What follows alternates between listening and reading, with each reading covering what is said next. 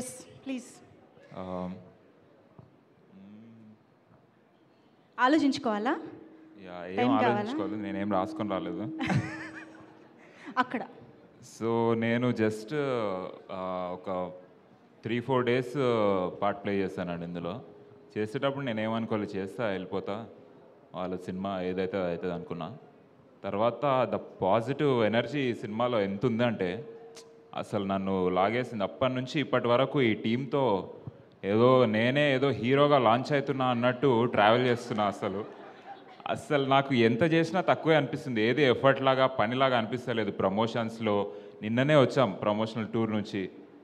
అసలు I'm very more than glad to be a part of this and more than anyone I want to thank Sam ma'am.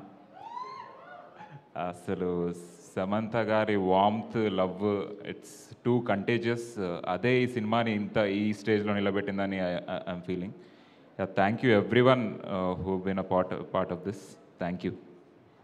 అంతేనా? Thank you so much. And